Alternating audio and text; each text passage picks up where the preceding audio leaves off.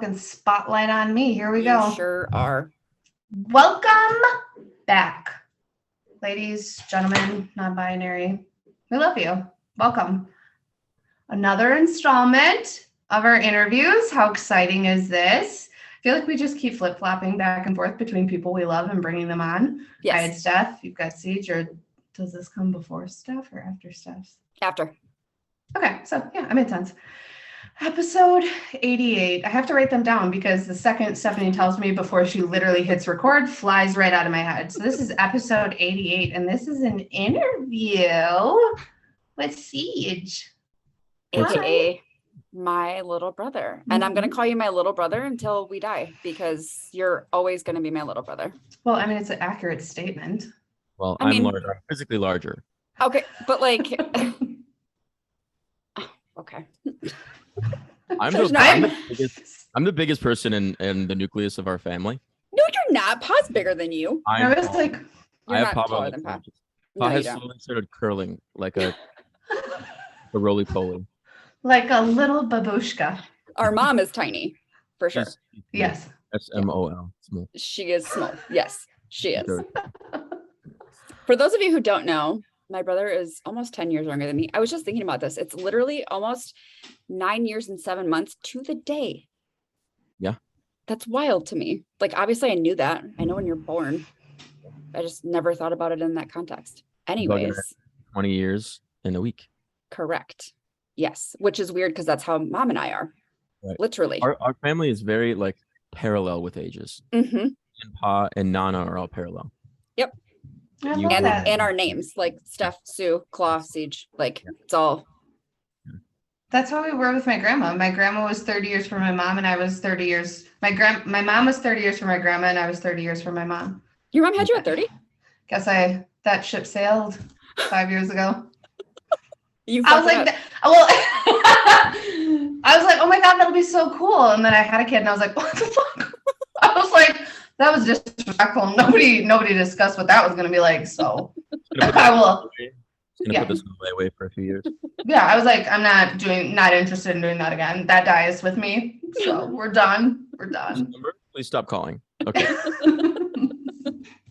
So when we first started our podcast, Siege was the one who helped us with our equipment, which was such a fun learning experience for none of us. That was a great Zoom call. Jesus Christ. Nothing makes me feel more dumb than that and math.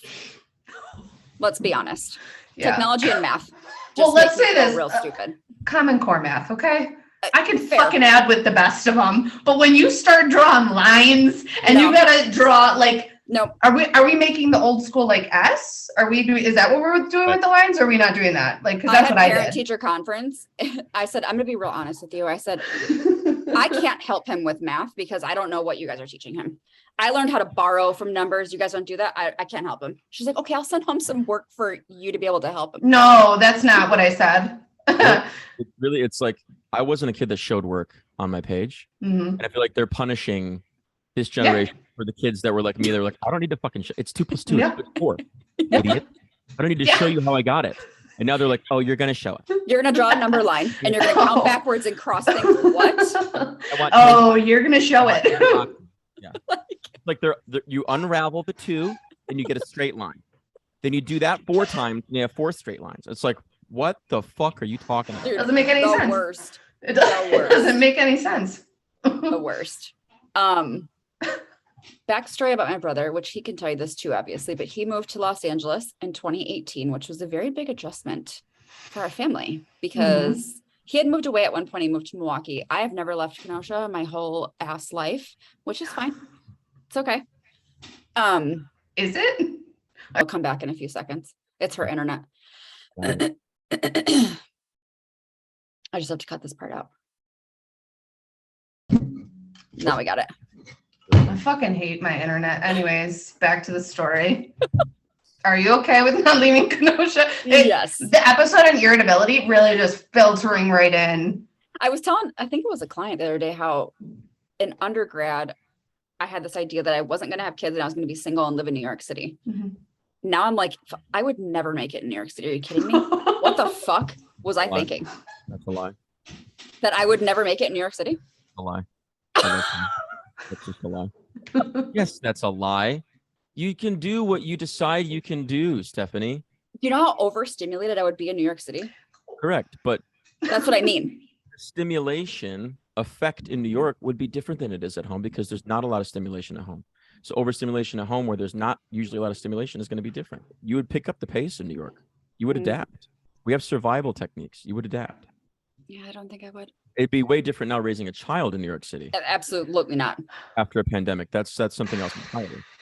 But you could have moved to Florida and done marine biology. You could have done whatever you wanted to do. Yeah, that was the dream I had at 16. Yeah. Like every other girl that ever watched Free Willy and Jaws, because that's where my ideas came from. Jaws, I don't think Jaws encouraged anyone to get in the water. No. Actually, Jaws 3, yes, they were marine biologists, and I was like, and what happened? Them. What happened to them? They survived. They all got eaten, didn't they? I mean, I didn't watch it because I don't watch scary movies, but pretty sure it went straight to DVD, so you could. I'm good. I don't. That's not the section I was looking at when I went to Blockbuster on Friday nights. Don't forget. Like, what the fuck? What are we doing? I'm pretty sure they do. My brother moved to Los Angeles because he is an artist and he wanted to broaden his horizons. So my question for you, Siege, is how did you decide and commit to making a move across the country at the age of, how old were you? 24. 24. Okay. Almost 25, right? You turned 25 that year. Yeah. So first, when I was in college, I knew that I wanted to end up in LA. I was heavily acting at the time, and I was like, I'm definitely made for TV and film more than stage. I don't know why I felt that, but I think compared to the other kids in my class, I was like, they do a thing and I do a thing. I think our things are different. I think I'd be best on screen. So I was like, I'm definitely going to end up in Los Angeles. And my roommate Thomas was in the same boat as me, where he's like, yeah, as soon as we graduate, we're moving to LA. I dropped out and still wanted to go straight to Los Angeles, but then I was like, you know what? Why don't I start acting in Chicago first? If I can like take over Chicago a little bit, I'll feel better about going to LA. And then I just got hit with a reality check where it was like, I was 19 and I had talent, but I had no real experience in the professional field. Sure. And I had a shit ton of confidence. And weirdly, in the arts, confidence isn't loved. They want you to be insecure? They want, not insecure.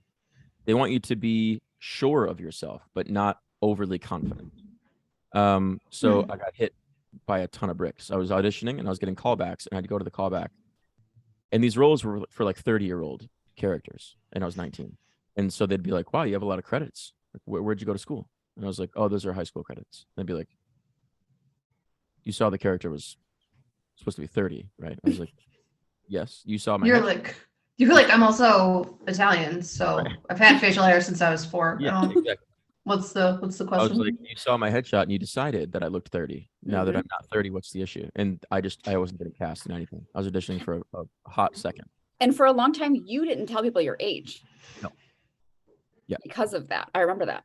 Yeah. And that's why I stopped. There was a show that was being done in Chicago, and it was about an artist, like a painter, and they wanted to see him age from 18 to like 50 in the show. And I was really excited because I was like, oh, they could just do like some age makeup and I could like, play a 40-year lifespan. That'd be really interesting. And I got there, I did 2 callbacks. And then when they finally asked me the question about my resume is when he was like, we're looking for someone with more life experience. He has to have a child in the show. And like, we want someone that has the energy of a father and this and that. And I was like, I've had a dog my whole life. So how do don't question my ability to be a father. Okay. It's weird. I sort of put it in my backpack for a bit and was like, you know what, I'm not ready. And then I worked like in a couple factories and I put everything down. It was a very like low point. And I was trying to figure out what happiness meant to me. And I don't like to believe that happiness is like experienced in a moment, because then you're just chasing a moment. Like I was trying to find like a sustainable area that made me happy, and like working 40 plus hours a week in a factory was not it. So I had different jobs, and then started picking up music again once I moved to Milwaukee, because I started doing theater again, and I was feeling fulfilled but still not happy.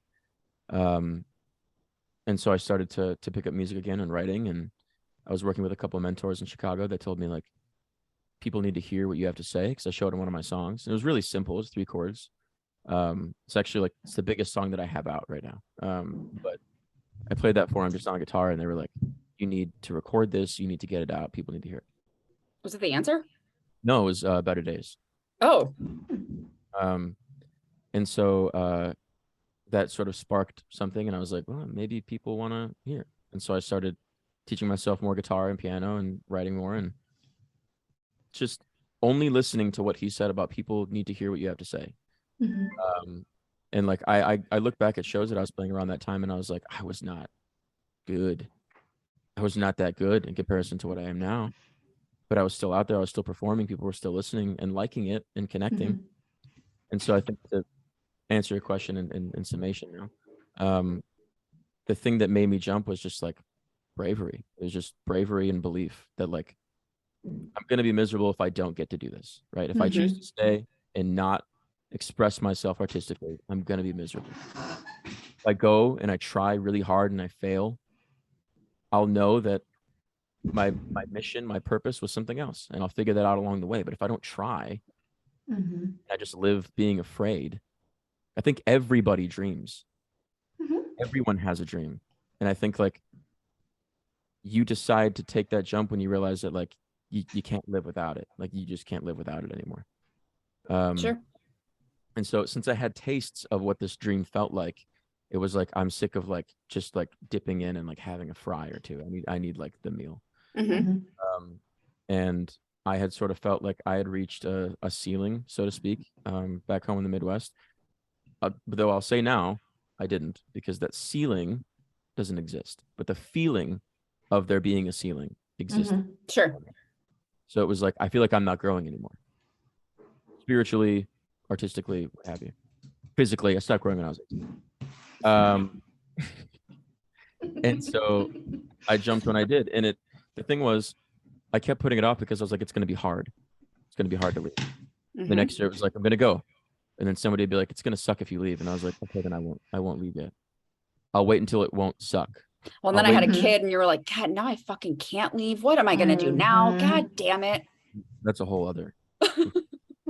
But yeah, it was that like, I was waiting for it to become easy. Sure. And I think since I've made that move, I've like navigated my life in the direction of difficult.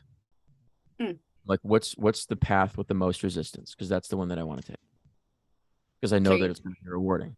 You're choosing the difficult path. I'm choosing the difficult path. Because I'm not going to grow. I say this all the time in my music, and like, you know this, but like, I'm not going to grow if I'm just like getting really good at like the comfortable thing. You know? I feel more stressed and anxious on a day off than I do on a day where I have 15,000 things to do.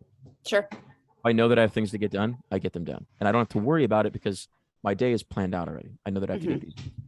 When I'm left to my own sort of mind on a day off, and I'm just like, well, I could do nothing today. Every cell in my body is like vibrating at a rate that I cannot handle. So it's interesting that you brought up college, because I wasn't going to bring up college, but when we dropped him off at school, I fucking sobbed like a baby on the way home. It was like I was letting my kid go. I was 28. Like, get your life together. First of all, calm down. But then when you left for LA, oh God, I was so proud of you. No, here's the thing. I know that you were proud of him. I know that you were proud of him. I'm not, but I was like, oh. I got emotional, but I was emotional for Bug, not for me. Because I knew that he wouldn't understand that like his favorite person was leaving. Do you know what I mean? And like that, that goodbye was hard to watch. Yeah, I could imagine. It's hard to do. Yeah. Yeah. And it's because like when I left, he wasn't really even forming sentences that well. Like he was still learning how to even say like goodbye. He had been in speech for probably 6 months at that point. Yeah. How old was he? So like 3.5. No, I can't believe it's been that long already. Wait, when did you leave? He was 4 because I was turning 25. Yes. I can't believe it's only been that long already. If he was going to be 5, then he had been in speech for like a year. Yeah. But his speech was like, delayed. Compared to when I went back home to visit, when I go home now, when we have full conversation, I've missed so much of his life. And yeah, that was the hard part, was like, mom's going to understand, pa's going to understand, you're going to understand why I'm doing what I'm doing. Like, that's why I wrote October 25th, was because like, I didn't know what the status of our communication was going to be. I didn't know if I was going to, I didn't know if he'd want to talk to me, since I didn't know if he'd remember all. Well, and for the longest time, he would refer to my brother as the traitor. Tell the traitor I don't want to talk to him. He was so mad. Like, he was so betrayed that his uncle left. Yeah. Wow. It's that Scorpio energy for you guys. I literally, my God. I really got to do some reading if him and Soph involve themselves, because I'm gonna be like, why the fuck? Like, and she's gonna be like, Mom, and I'm gonna be like, both of you can go somewhere. Steph loves to talk me off a ledge. I'll be like, I feel like I can't do it. I can't make sense of it. Both of them. So based in reality, what does that mean? As I'm floating around in the clouds. Yeah, he's a sensitive boy. Mm-hmm. And the one thing that, like, not to divert too far, but like, I didn't know how to navigate emotions at his age. Sure. Everything was channeled through maybe two of them, but I was also like a really goofy kid. But like, I would turn everything into just like over the top goofiness, because I was like, if I make them laugh, they'll stop asking me questions, or if I make them laugh, they won't notice how sad I am, or what have you. This one just turns everything to anger. It does, but it'll get better. Boys are angry. I mean, I was too, and then Mom was like, you don't have anger problems, and I was like, if you only knew the things that go through my head. I was like, I think it's like, you're telling me you don't have a picture from when Steph's like 4 or 5 and she's got a scowl? You're telling me I was born with a scowl. I was like, there's not one there? There's got to be one. Yeah, I don't know if you guys can attest to, like, I feel like, also, I think it's weird when people say kid, like, yeah, I'm bringing my kid. For some reason, I feel like society has decided that's a boy, because you say, I'm bringing my daughter if it's a girl. I don't know if I've noticed it a lot. I guess I never really thought about it. I haven't really thought about it, and maybe that could also be like a regional thing of like, sure, us like a living Midwest in thing. places. Could be Midwest. Like, Could be Midwest. I don't. I say kid a lot. I say kid and son. Yeah. I also don't pay attention to what I say, honestly. But by the time it flies out of my mouth, I'm like, what was that? Oops. So The absolute accuracy of that statement. I just apologized on one of the last recordings, because I was like, especially when I'm meeting new people, I'm like, that is so fucking stupid. Are you okay with swearing, or like, did I tailor that? And they're like, oh no, it's okay. Like, well, I wasn't gonna tailor it anyways. I was just gonna not talk to you anymore. Gonna set the boundary that we weren't gonna be friends anymore. Anyways, one thing that I want to know, Siege, because the statement of serious listening, the statement of like not statement, but you talking about happiness, that's something that I talk to my clients about a lot, right? And it's in a TED talk that I send as their first bit of homework every single time I meet with somebody. Everybody gets this first piece, and it's called The Happiness Advantage. It's on YouTube. Anybody can look it up. It's by Shawn, Shawn Achor. I don't know if it's Achor or Achor. I don't know, but he speaks quickly. Ultimately, his message is that happiness is cultivated in the present moment that you are in, and your view on happiness, or your view on the world around you, and the lens in which you're seeing things. And if we're viewing that I'll be happy when, or I'll be happy if, or I'll be happy when I reach this goal, or if I hit this sales target, or if I move to this place, and we're constantly moving that goalpost, we don't allow ourselves to achieve sitting in that happiness, or sitting in that success, or whatever that it looks like. So one, I really like that sentiment that you said, or that statement that you said. But then the next thing that comes up with a lot of clients, and I'm sure that you've experienced this a lot, right? You were just kind of talking about it, of being like 19 and then people rejecting you because of your age. How do you deal with that rejection and that setback? What does that look like in your head? So I think it just comes down to understanding like the individual's experience within the human experience. Like, I'm not trying to connect with every human. I know that every human is not going to be able to connect with me. We have very different stories, different narratives. So when I was younger, the rejection was, you're not good enough. Mm-hmm. Then it slowly became, you're not the best. You're good, but you're not the best for the role. So they gave it to somebody else. Your song's good, but it's not the best. So I listened to it once. Then it became, it's not for me. And that's sort of where I live now, where I listen to certain things that the universe agrees, radio agrees, what have you, the Grammys agree, is phenomenal. And I listen to it and I go, it wasn't made for me. It just wasn't made for me. That's me and Beyonce, just so you guys know. No? If you don't knock it, I'm sorry. I will close my laptop immediately. I think we're in a weird time right now because there are so many people that consider themselves to be artists. Sure. And back in the day, the sculptors and the painters that have work that still stands were viewed as extraordinary. They were viewed as like this genius that we were just living amongst, and they usually died before 35 or 40, but they had this body of work that has stood the test of like 400, 500, thousands of years. Now, because you can just upload something to Spotify or upload a video to YouTube or what have you, there's less artists and there's more celebrities and there's more creators, right? Yes. They do it for a different reason. So my biggest thing with the rejection is I know what my why is. And I tell that to every young artist that's aspiring to do this, is like, how do I do this? How do I do this? How do I do this? What do I do? Who do I talk to? Where do I go? I go, you didn't ask why a single time. Everything is, who do I have to know?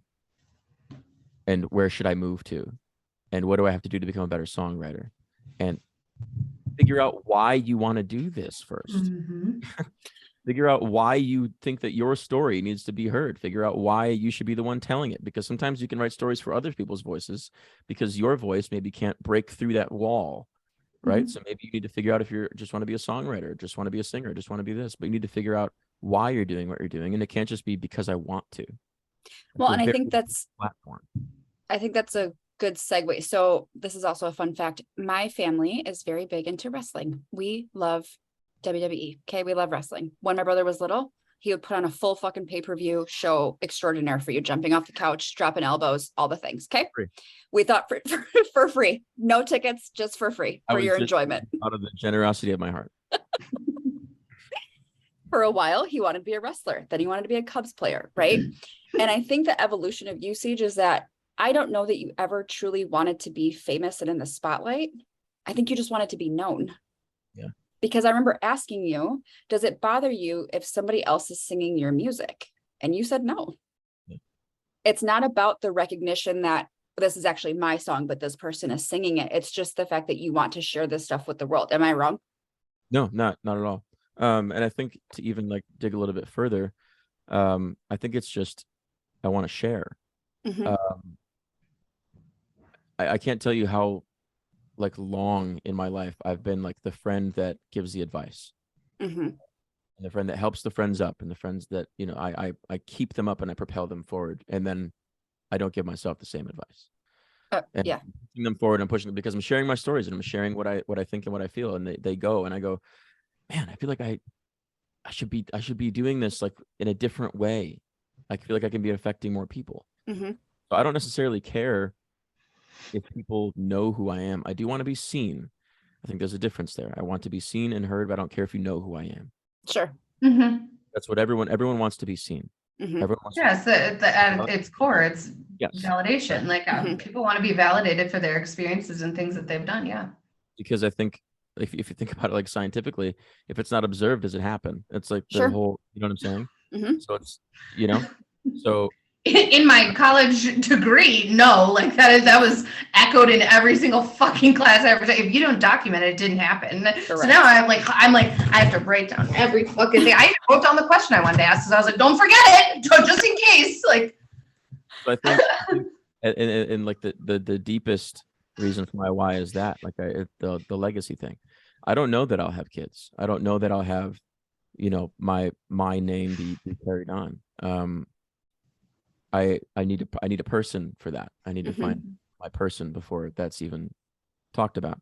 But what I do have is I have my brain and I have my heart, and I can create things and put them into the world now that could potentially live that long and be helping people. And so think about it with wrestling. I wanted to share, I wanted to perform, I wanted to like give people something to feel good about and be like, wow, that was like crazy. Because the thing about all this is when they see others doing it, they believe they can do it. Of course. So, right. So like that belief that I talked about earlier, I wanted to do all those things because I saw other people do it and went like, I can do that. Not because I was cocky, but because like, if they can do it, I can do it. Well, I was confident. But I also think that there's a fucking difference. I think I mean, I was cocky in different areas of my life. And I still I have the playful cockiness where like, if someone is poking and prodding for something really stupid, right? They'll be like, a garbage can will be like 40 feet away. And they'll be like, you will not make this into the garbage can. I'm like, when I do, you're doing push-ups. You're going to be doing 50 push-ups. It's like shit like that. But if someone's like, hey, that song of yours is really cool, I'm like eternally grateful and appreciative that they took the time to listen to it and then tell me how they felt about it. That's how I feel about the podcast. You know, so there's a difference. Yeah. And I think I'm cocky in the areas that life doesn't matter. Like it's just like so fickle. And then I'm appreciative and I'm grateful and I've lived my life with grace and in other areas. But mom would tell me like I could do anything that put my mind to. So I did. I tried. I tried to play baseball. I stopped growing and I chose to do theater over baseball because I was seeing the fruits of my labor a little bit faster. Mom and Pop couldn't put me in the I was devastated that we weren't going to have a Cubs player in the family. Oh, that's literally my fucking mom. She was like, Maria, you don't want to play softball? I was like, no. I almost got hit in the face with a fucking softball. You think I want to stand out there and wait for that to happen again? What's wrong with you? I did get hit in the face. I had like multiple times. Yes. I'll take a volleyball to the face all day long. No probs. A softball? No. The summer before I started playing baseball, I got one more concussion. I had finally had a team that wanted to pay my way through travel ball. After like 16 years of playing baseball, I was like, I have to do this. The very first tournament was in Kenosha, and I get kneed in the face as this dude's running to second base. I get a concussion, fucking breaks my nose open. Steph was the only one there, so she that was scary. Yeah, I was like knocked out on the field.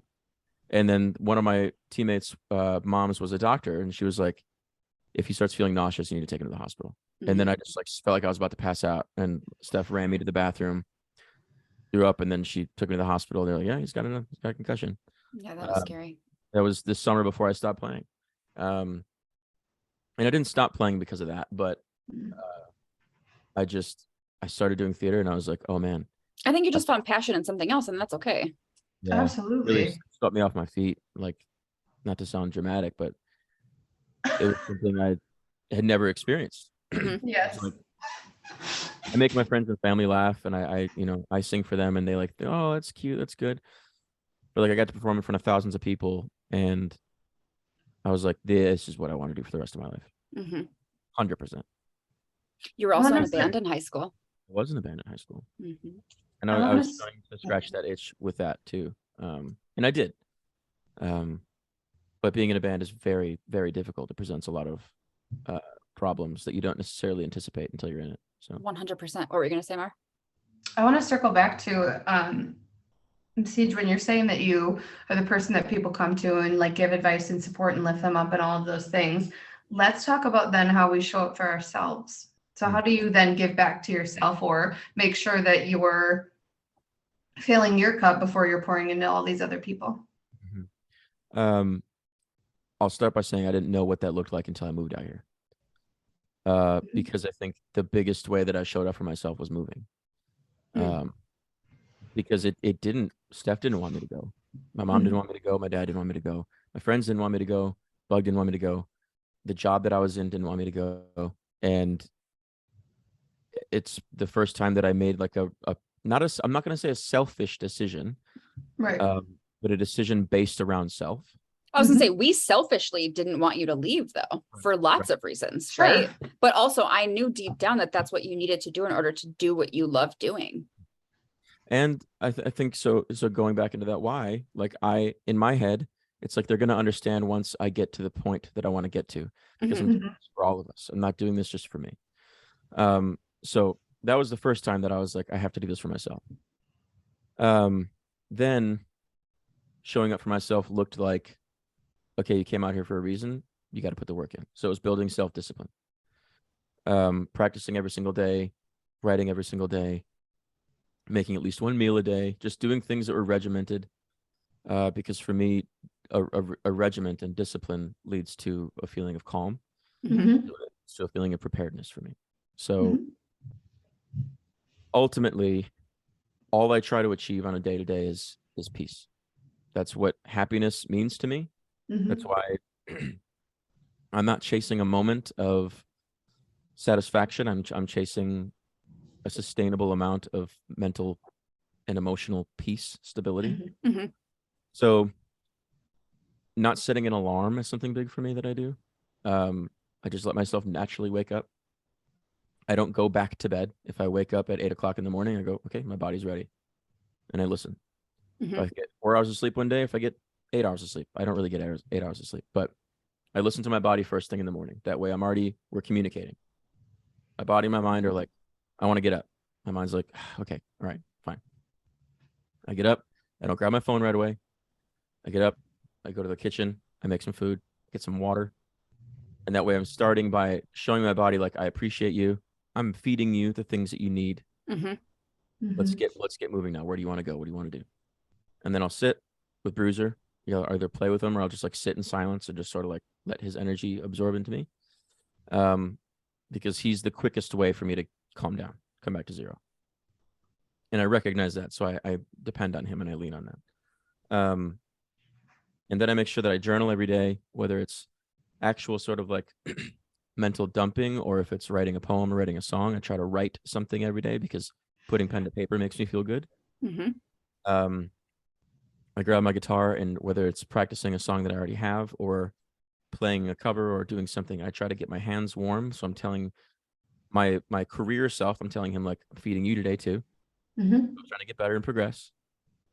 And if one day I'm pulled to sit down and play guitar for 4 hours, that's what I do. But if I start playing for 15 minutes and I'm like, I'm getting frustrated, I put it down. I come back because the last thing I want to do is make the thing that I love so much have a negative connotation to it. So I just listen to myself and I listen to where I'm being pulled and pushed.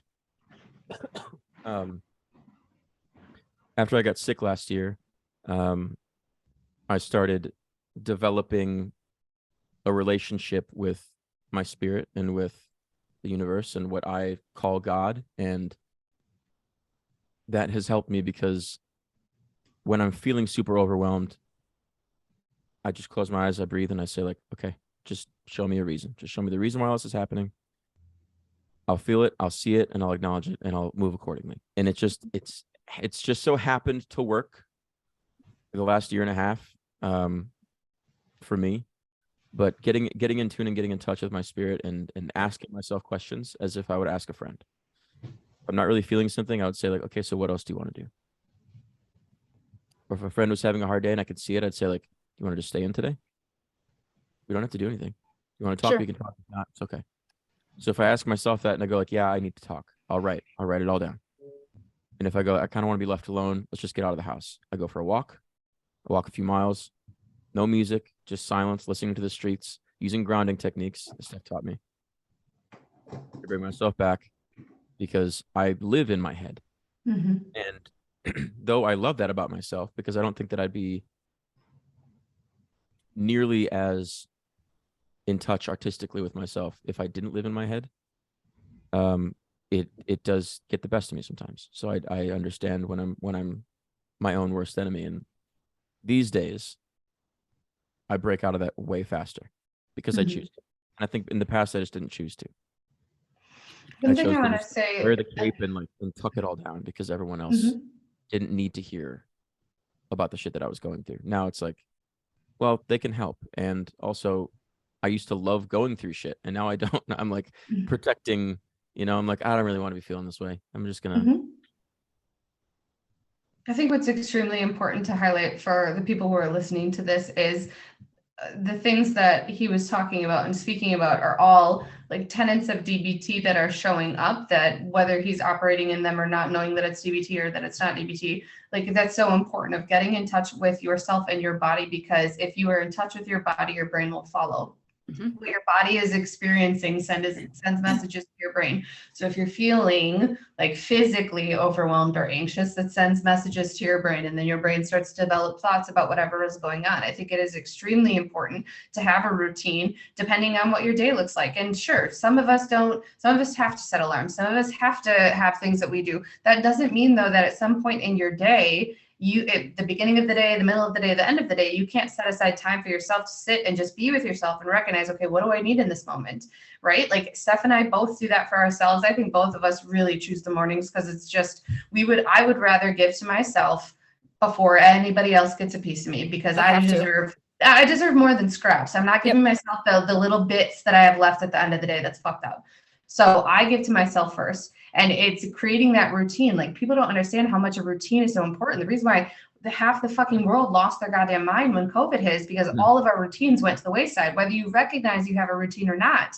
Like, it is so important to pay attention to what you're doing on a daily basis, and also to shut off the noise. Like, stop attempting to distract yourself with all of this numbing out, whether it's TV, whether it's music, whether it's, social media or things. I understand there's a time and a place for it. I completely get it. Sometimes for me to come home and decompress, that's what that looks like. And the same sometimes for my daughter. When she comes home from school, sometimes she would like to watch a 15-minute video before we get into homework or spelling or something like that. She's got a lot on her plate.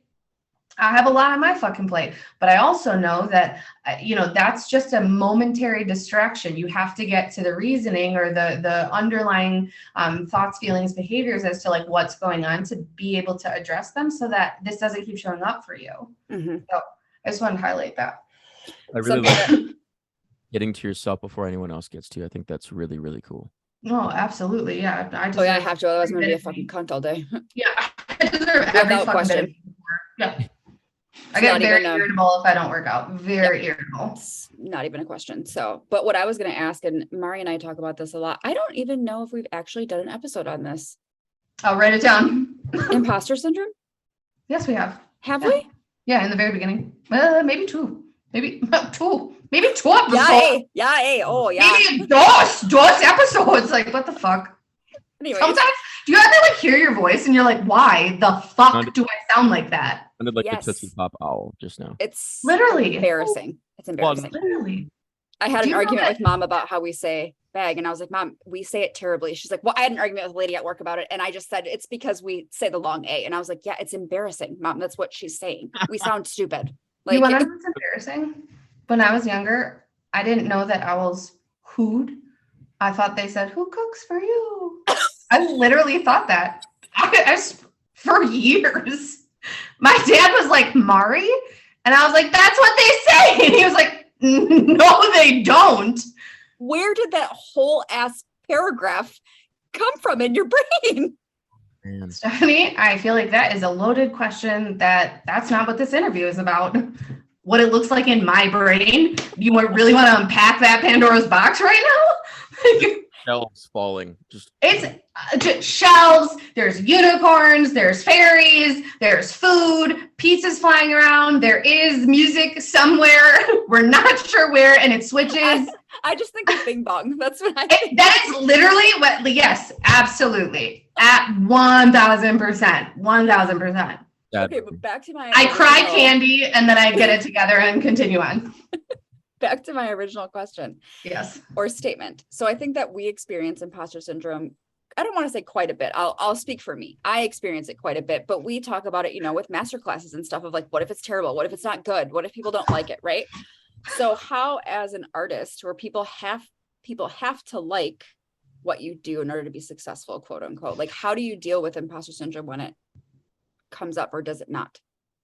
Of course it comes up. It comes up all the time. That's a really good question. I think, again, not to just keep using a blanket statement, but like the why comes into play, where it's like, you have to listen to what they're giving you in order to know what to give them. If you're just presenting something, you're talking at them, you're not talking to them. Whereas if you understand, like, and yes, even if you understand that what you're talking about holds weight, you might not understand that like you saying it also has weight. It coming from you has weight. So to get past that, you just understand like this person needs to hear these things. So I have to buck up and I have to tell it to them. And then you slowly get out of your own way because you're so worried about their experience that you're like, wow, I actually don't really know what happened, but they were very pleased, right? It's like you black out almost. You're like, I'm so concerned about you having a good time, like at a show, or you feeling catharsis from this story. I take myself out of it completely and I'm just a vessel for the song. When I'm writing the song, I get a little where I'm like, somebody said this before, or like, is this corny? Oh, sure. Yeah. What I found though is that the corny lines are the ones that people love. Of course, because they can absolutely relate to it for whatever reason. Relate to it because people are afraid to be like goofy and be transparent and be, you know, vulnerable. My song that I play right now at shows, it's everyone's favorite. It was when I wrote it, the most personal thing that I'd ever written. It was so specifically about my life that it was the most relatable.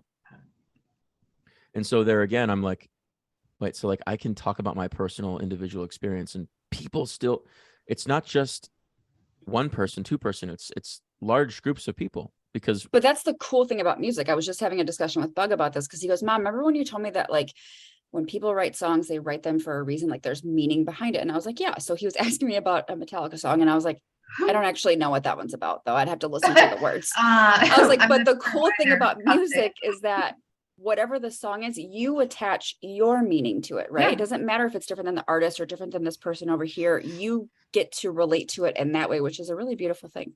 Yeah. And I think, I think in that sense too, like I'm doing something that's meant to be interpreted.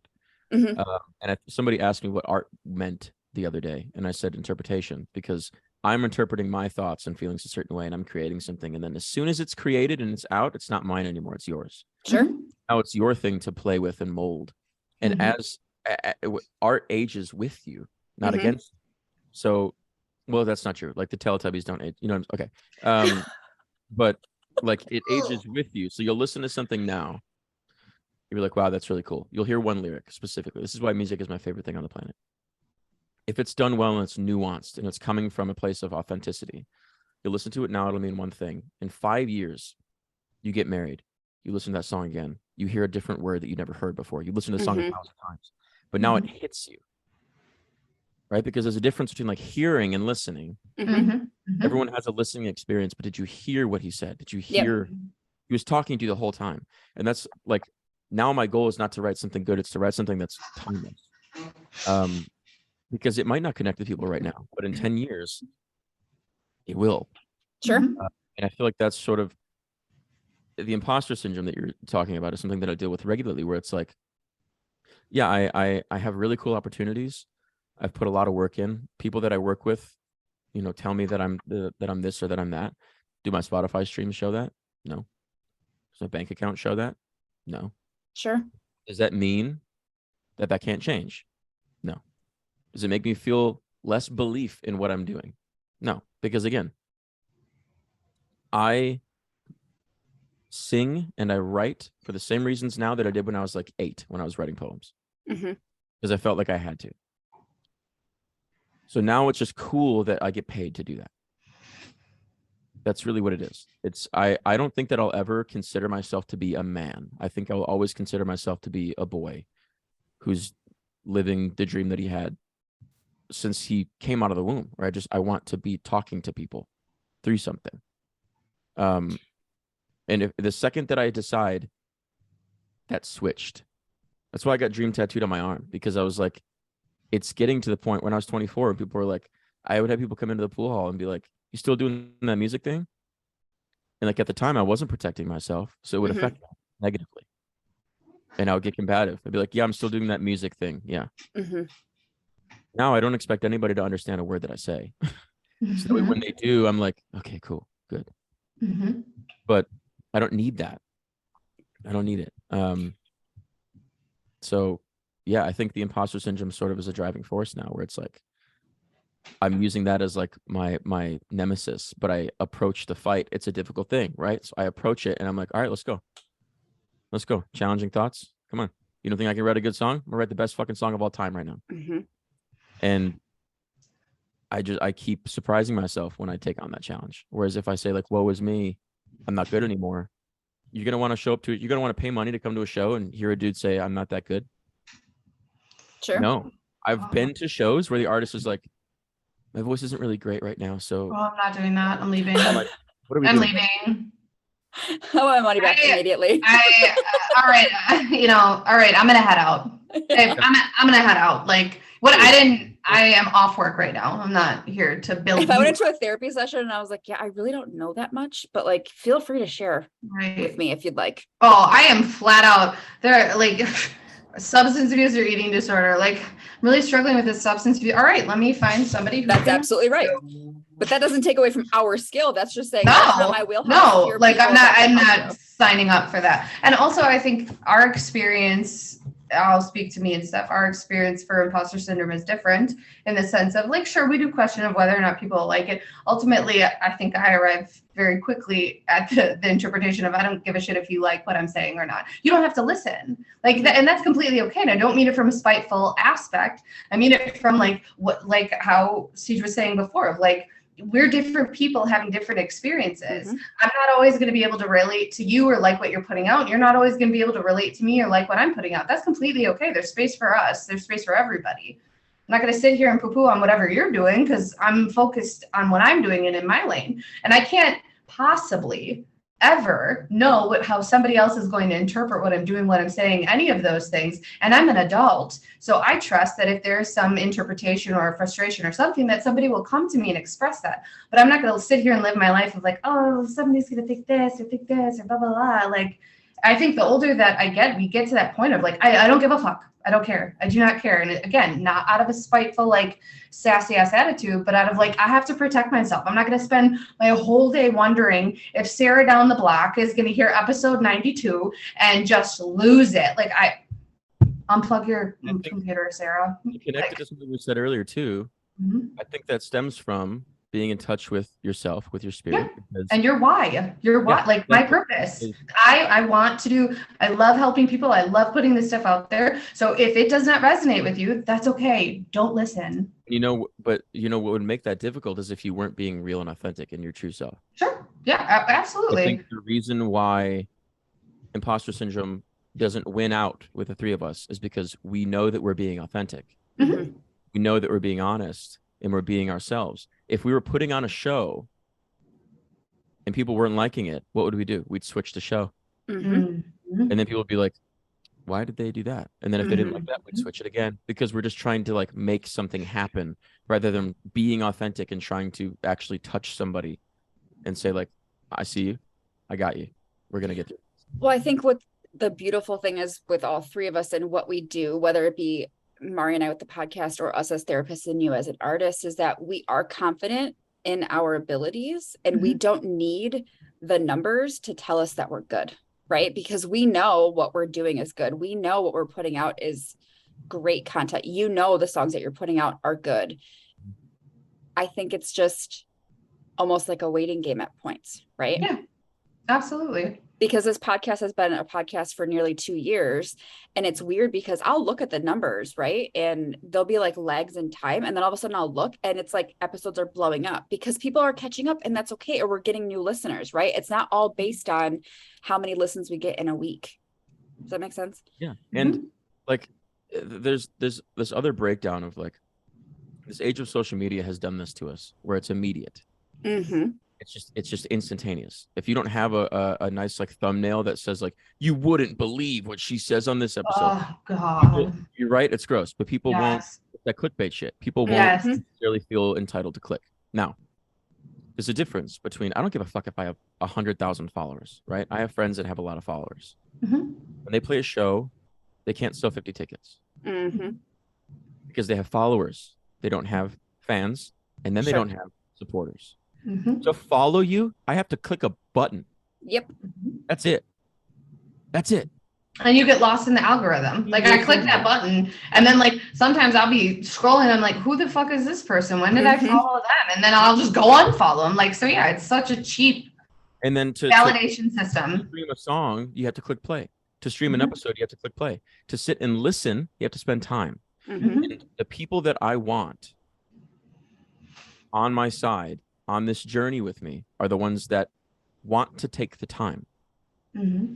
Right? I don't want the kids that are just like, yeah, I listened to the first 15 seconds and it like wasn't like a bop, so I turned it off. I don't want that. Like, you're not ready to even listen to my music. Because first and foremost, you use the word bop, so please shut my stuff off. Shut it off. You don't deserve it. So you know what I did though is with the last song that I released, I wrote like a happy sounding pop song that deals with like vices and anxiety. So it's catchy and it's boppy and it moves and like it feels like it's an upbeat song and a happy song, and you listen to the words and you're like, because I'm gonna fucking get in there. I'm gonna get in there whether you want me to or not. I'm gonna change your fucking life. That's just gonna make you love yourself, goddammit. Yeah, you're gonna wake up. No, but it's again, it's like you're just not ready to listen to the music yet. Yeah. And that's okay. But it's also not a thing of like, I'll wait here until you're ready. Like I'm like, we'll find it. You'll find it when you need it. It's all right, baby. You're good. You're good. You got some growing. We talk about this a lot too, you and I and Mari and I, how we don't necessarily like to just follow trends just because it's what you're supposed to do. That feels gross to me. Do I do it sometimes? I do. Do I want to do it all the time? I do not. I'll listen to an audio and follow a trend. I'm not going to follow a misinformation, bullshit ass fucking reel. I'm not sorry, actually. Put a little background information. We just recorded an episode about irritation, and unpacking what I was irritated about was just like, I keep getting this algorithm on reels. Like I deleted TikTok years ago because of this, but I'm on this fucking mental health algorithm, which I don't even like the fucking posts. So I don't even know how I'm there, but whatever. And it's just all, Phone hears you talking and then it does that. It's a real thing. It literally just comes up and it's just all these like, well, if you experience all that, like, so we'll follow trends in the sense of here's an audio, it's trending, we'll utilize it, right? And or put out information because we're licensed professionals about like, hey, here's a way how to deal with anxiety, or here's a way, not diagnostic fucking criteria of like, hey, you might, have blah, blah, blah. Like, we're not following that. So let's just put that clear line there because I can't stand that shit. I'm also not out here doing dances to get followers. Girl, that's why I sat down. I humbly sat down. I was like, shut your phone off right now. I did a promo for the song that's coming out, a song that came out a few months ago, where I was like, all right, guys. So I was like trying to get creative. I was like just trying to be an annoying douchebag. I was like, trying to get creative on here and like do something that you guys would like for my new song. So I decided I'm gonna make a TikTok dance and like back up, and then right as I'm about to like move, I snapped to like me like looking at the camera, and I'm like, did you really fucking think I was gonna do that? You're still watching this because you were really hoping that I was gonna fucking dance for you like a monkey. Yes. Yeah. Just fucking save the song. Just pre-save the song. Please. And I think in doing that, again, it's showing people like an authentic way. Yes. I'm still being authentic. I've done that a few different ways where I like to be ironic with like my humor on social media where so there's this comedian Bo Burnham who talks about like, are you really being ironic if you're doing the thing but just saying how it's ironic? So like, is it still irony if you know that you're using that as like a manipulative ploy? The answer is no. It's no, right? Because when you think about it in every other sense of life, it's definitely no. Yes. Right? But it's my way of being like, I can sacrifice 5 minutes of my day to make something that I think is a little annoying, but like it's going to get people's attention. It's 5 seconds. I'm not committing to doing something fake because it's also still coming from an authentic place. Sure. Yeah. And if I didn't enjoy doing it, I wouldn't do it. I was making TikToks for a second and I was like, you know what? This is boring. So I stopped. My friends were like, why don't you make those things anymore? I was like, because it was dumb. They're like, they were funny. I was like, yeah, you had a good time. That took me like 5 hours to make. Sure. It was like a waste of time. There was that 30-second video. It took me 5 hours. I had to write it, shoot it, edit it, whatever. So like, all of this shit takes work. And I had this conversation too about art and content creation. And one of my first points was like, I think art takes time to be created and to be observed. I think content creation takes less time to be created and almost no time to be observed. Could you imagine if you were standing on the street and just standing on the sidewalk, right? Imagine scrolling and you see all these faces and all these things. Imagine if those were actual people just running at you, bombarding you with all this thing. How would you be able to consume that? Right. You'd be so overwhelmed, but we do it every day. We scroll and we're all of a sudden plunged into these people's lives that I'll never know. I'll never know you. I'll never see you in real life. I don't care about what dance you're doing that the other 5 million people on this app are doing. But we just allow ourselves to consume and consume and consume and consume. I would hurt so many people's feelings. Right? I like the fast, how quick I scroll. Yeah. Oh my God. I'm like, boring. Oh God, a red panda. Yeah. What's going on? Look how cute this is. Scroll, like, oh. So it's actual insanity that we do this to ourselves. Oh, absolutely. Emotional stock. I was with somebody who like genuinely cared about these like 4 or 5 families on YouTube where they were like, I wake up and I watch their whole day because what? And I'm like, what about your life? What about you? What about I don't know, like the fucking war going on? Like what about the like people who can't there's so many real things happening. Best part it would be like, yeah, like they're fighting and they're just like not really communicating. And I'm like, you don't fucking say. It's not real. It's not real. Oh, how about you communicate with me? Yeah. I was driving somewhere with my sister and I was talking to her she asked me about something that I either called her. Oh, it was my hair. I called her because, or I marked her and was having a whole full on meltdown for my hair. And then it turned out it was fine. And we were talking about like how I came back from it or whatever, like how I came back from it. Cause it was traumatic. I had to chalk her off a ledge. I did. But she asked, and then she immediately went to her phone and started scrolling. And I was like, okay. And she was like, I didn't even realize I was doing that. And I was like, I know you didn't, because we're so fucking conditioned and like predispositioned to just be like, I need constant shit in my face, because if I'm left alone for a second, I'm going to think about like my world and what's going on and blah, blah, blah, blah. Here's the thing though. If you actually put all that shit down and you do spend just God, give yourself like a day to focus on yourself, the problems that you are avoiding really aren't as big as you think they are. Nobody zooms out. Oh my God. It's exhausting. Nobody zooms in. They want to be so involved, but they want to be involved from a distance. So they don't actually want to put the work in to be involved, right? Yeah, it's actually insane. But that's why I can't. I used to care. I don't care anymore. Because for instance, I played a show on the day. So it was March 12th, 2020 out here. It was the day that the government was like, do not go outside. Yes. And I played a show.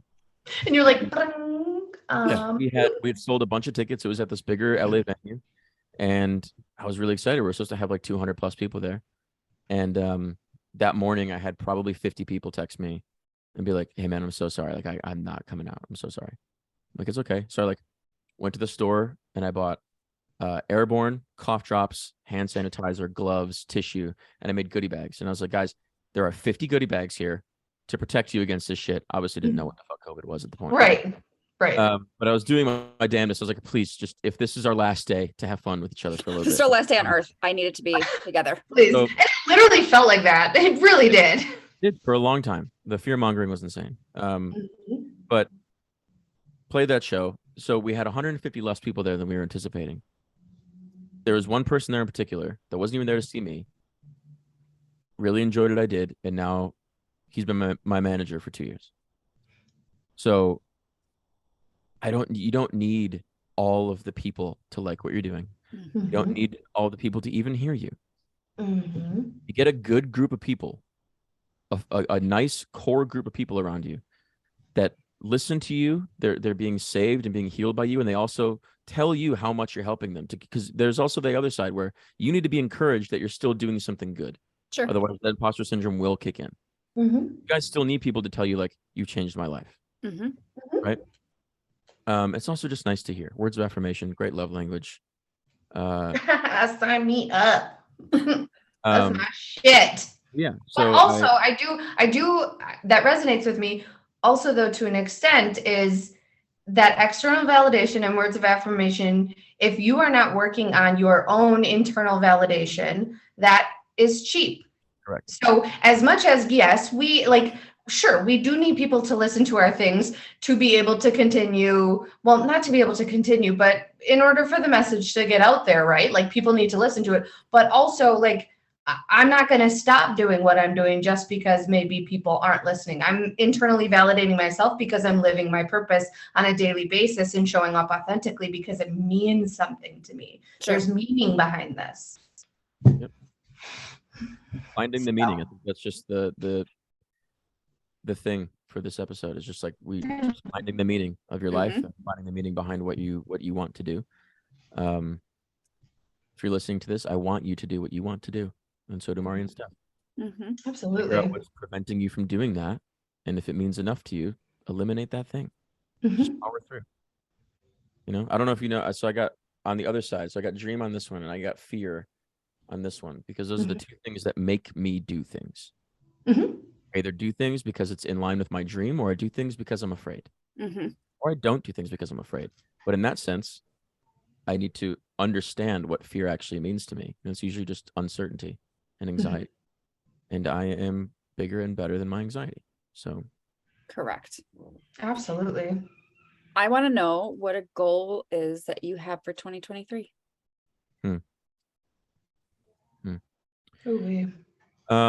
So I'll give you like a tangible one, like one that's like described by something you can see.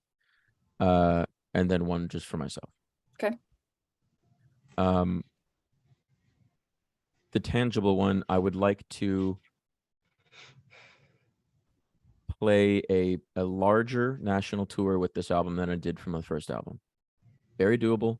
I'm already working on making that happen. But that's something that I need to continue to say, to manifest that into my reality. That's the tangible thing. And what bigger would mean isn't necessarily more cities, but I want to play a few bigger venues. Sure. But I would need to play at least 25 shows because I played 22 with the last one. So 25 show tour, a few big venues, getting the album out, blah, blah, blah. And then the one for myself would be, this is something that I've worked at since I got sick last year. And I do think I need more work at it, but when I say no to things, saying yes instead. Because the last few times that I've said no, I've missed out on really cool things. And I don't want to, the one thing I don't want to be regimented in is CJ wouldn't want to go to that. You're just missing out on life. And I didn't move out here to do that. So just trying more things. Because I like a lot of things I found out about myself. Sure. And so, yeah, just being more open to trying and failing. I think that goes with it. Because I know what failing means to me. We don't have to go into that, but being more open to trying and failing, and making an ass of myself. Because I think, though I believe that certain things I do are serious, I don't want to take myself as such. Sure. I want to be more like the little kid that I was. Right. That's fair. Would make myself look dumb for a laugh. So that's what I'm going to try to get better at. I've had 10 people in the last week tell me that I'm serious. At a bachelor party a couple weeks ago, we went to a gun range. The guy was telling me how to shoot a gun, and then looks at me and says, "Why so serious, bro? You're instructing me how to shoot a gun." I feel like this is an appropriate time to focus. He's like, lighten up, man. I was like, I'm not gonna lie. I've never fucking used this thing before. Firearm. So if the How dude much of that though? to shoot guns thinks I'm too serious, then I have a fucking problem. How much of that though do you think is based off of your appearance, straight up? Oh, it's all based. Yeah, because mine is not that I'm serious; it's that I'm mad. So. Yeah, because the first time I met Steph, I was like, "Don't cross her. Just don't even talk to her. Don't look at her in the eyes. She's upset." You could be telling me like a very funny story, but while I'm listening to you, it's this. Yeah, literally straight up Italian, straight up. Like, are you okay? I'm like, yeah, I'm listening to you because I hate these listeners. Sorry, that's me. That's me. Oh my god! Can you stop? That's me. I can't. Distracting. I cannot. Like I have no control over it. I literally don't. That's how I told Steph. Like that's how you know I'm irritable. Is that there's no affect. I'm just like, I'm like, oh my god, is that really happened? I'm like, oh my gosh, really? Like I have a full blown experience. I don't know why. Yes, she has ADHD. You have ADHD? Yes. Oh, intensely. I've heard that's like part of that too, though. Is like the facial thing, like not being able to control, like because you just react so fast. Yeah. Your facial thing, interrupting. I interrupt constantly. That's why I put my hand over my mouth just because I have to say it, otherwise it's gone. Right. You did great. You killed it. Thank you. Thank you. Thank you for the validation. Appreciate that. Hey, I fucking need it all the time. Not all the time, but I love it. So words of affirmation. I want a parade now. I'm a words of affirmation guy. Yeah. Tell me how great I am, please. I need it. I love it. Like words mean a lot to me as that's what I do. So like you say something to me that is carved, etched in stone. So words of affirmation, quality time. Mine's acts of service. Tell me how much you love me and then go wash the dishes. Thank you. Gift giving, we're not about it. If I had more money, I would be. I think it depends on the people. I love to give gifts. You're a very good gift giver. I love it. Really bad at giving gifts. I don't think so. I'm impulsive. I'm like, I saw this, you should have this. But I don't like take stock in them. Like there's meaning behind it, but I'm not like, I've been planning this gift for 3 months. That's I don't know what I'm doing next week. So I love words of affirmation, but I think there's different weight coming from different people. Like I think I need it more from some people versus other people. Does that make sense? Absolutely. I was just about to say this actually. I think what I found is my love languages change based off the person that I'm with. 1,000,000%. We talk about that in the episode. Is that it's based on the relationship. Yeah. It's based on the relationship. I've been with people where I'm like, I need you to touch me. Yes, and other people you're like, could you fucking not, don't please? Fucking do that. Yeah. My marriage. I was like, if you could just fucking vacuum or put our fucking kid to bed. And now like Jeff will walk past me and I'm like,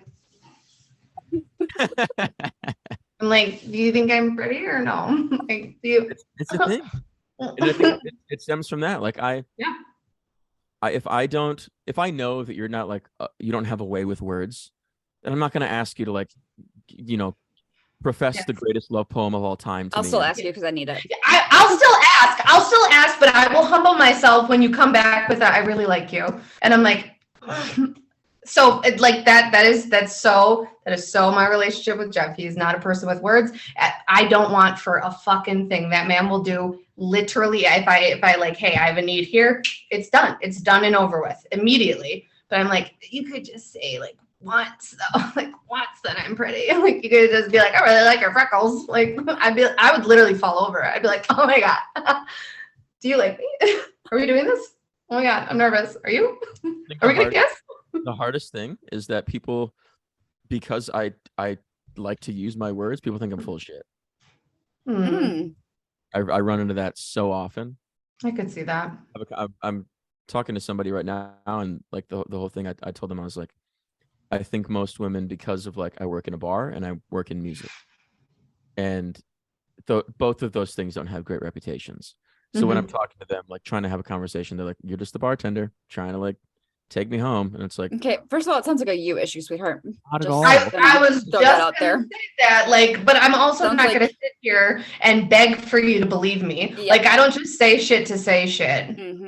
then when I say that, that's like you know what I mean? Like when I have to justify why I said something, it's like it's just making it worse. So it's just there's also 9 million people in Los Angeles County. So like I'm not gonna fucking. It's disgusting. Yeah, it's gross. That makes me itch. Like, look, yeah, it's too many. But the people that do decide to take the time to like listen to my words understand that like my words mean everything. Yes. So would you agree, Steph? Mm-hmm. I would agree, just watching your guys' relationships and listening to your music. Like your music is very much so written from like the heart, personal experience. Like you if you take the time to listen, you feel something, like you understand. So I don't understand how, if you're talking to people and they listen to your songs, they're like, oh, he's full of shit. Like this man bared his soul in a song. Are you kidding? It's the fuckboy thing. I've been told by it.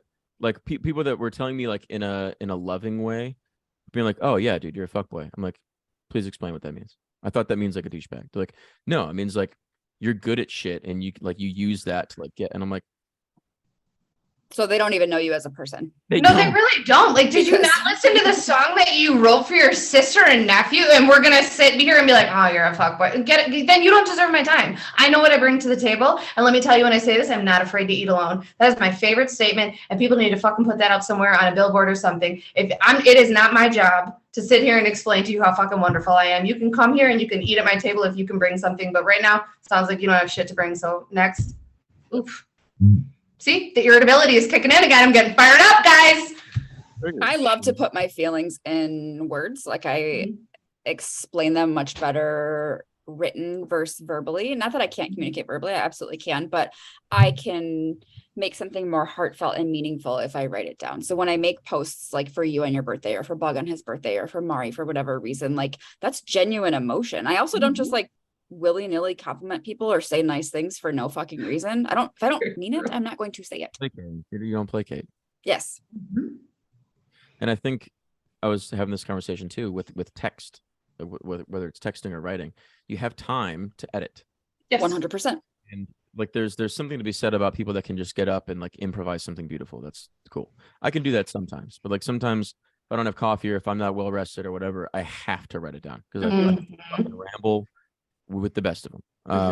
Sure, I've done it 3 or 4 times during this, but it gives you that ability to like sharpen, right? And like tighten up a little bit and be like, okay, this is a concise thought. Or you can draft a message and send it to your best friend and say, do I sound like a fucking psychopath? I need you to let me know how this sounds. Should I send I'm like, is this too risky? What does this sound like? Too vulnerable? Too much? Help me. I want to be impulsive. Stuff's like, take a beat, Mark. Put your phone down. And I'm like, it goes both ways. Yes. Okay. My kid is probably starving, so she's probably melting onto the floor right now. So this has been wonderful. Thank you so much, CJ, for coming on and sharing everything that you experience, everything that you go through, and for being very open and vulnerable. Really appreciate it. Thanks for having me. Where can they find you, Siege? Instagram at CJ Parrone, Parrone. My website is cparronejr.com. I send out a monthly newsletter to let you know what I'm doing, let you know how I'm feeling, and ask about how you're feeling. I usually give you a song before it drops or a video before it drops, what have you. I have a lot of things that I'm working on right now with this album. I'm also making a movie that's going to be done very soon. So there's plenty to keep you up to date on. Yeah, those are the 2 spots. Spotify, Apple Music, all of it's going to be under Claudio Parrone Jr. Steph shares it all the time. So literally all the time. Go to her story. And yeah, hope to see you at a show and have a conversation with you. Also, I just need to share what's really weird not weird, it's kind of cute, but like when I know people who like want to meet my brother, like, oh my God, can you introduce me to him? Is that him over there? Can I say hi? I'm like, what? Yeah, it's just my brother. Like, what? Literally me the first time. I was like, oh my God. I was like, hey. Or people are like, oh my God, your brother's so hot. I'm like, enough. I don't want to hear your thoughts on my brother, okay? That's got to be so wild and weird. People would say it about Tara, but Tara's 2.5 years older than me, so it's not. Yeah. I feel like 10 years, guys. Please stop. Please. When it's weird. Kid, I wanted all of her friends. Every single. I was in love with Jackie. I was in love You with were Mel. like 3. I was, yeah, but I knew what love was. So I knew. I was ready. I was like 4 years old with like a cigar, and I was like, L is far away. She was like, is he singing to me? Is he wearing his I was dad's hello, suit jacket? hello, my thing with like Oh God. Okay, you can find CJ at all those things that my brain will not allow me to repeat because I don't remember. I gotta pull It'll be in the notes. It'll be in the show notes, but you can Yes. find us at Rewriting Her Story Podcast on Instagram and YouTube. That is our Gmail handle as well. So questions, concerns, comments, we would love to hear it. Any suggestions for shows, we'd love to hear that too. You can find Steph at The Spooky Therapist and me at BA_XO11. Until next time, bye. Bye.